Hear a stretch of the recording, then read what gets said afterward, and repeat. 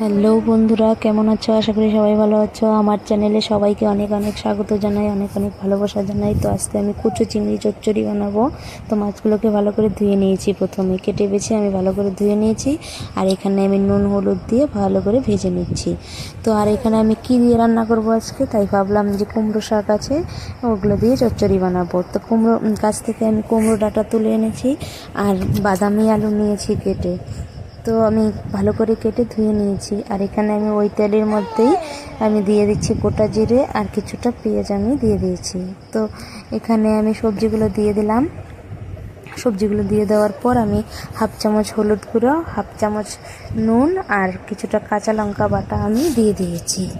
তো সবজিটাকে আমি ভালো করে ভাজা ভাজা করে নেব যতক্ষণ না সিদ্ধ হয়। তো আমি এখানে ঢাকা দিইনি, এমনিতেই ভাজা ভাজা হলেই সিদ্ধ হয়ে যাবে।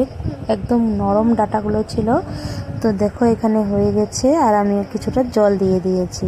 আর উপর থেকে আমি মাছগুলোকে দিয়ে দেব। মাছগুলো দিয়ে দেওয়ার পর বেশিক্ষণ আমি এখানে রান্না করব না, নামিয়ে নেব কিছুক্ষণ পর। তো বন্ধুরা, ভিডিওটা ভালো লাগলে অবশ্যই একটা লাইক কমেন্ট শেয়ার করবে।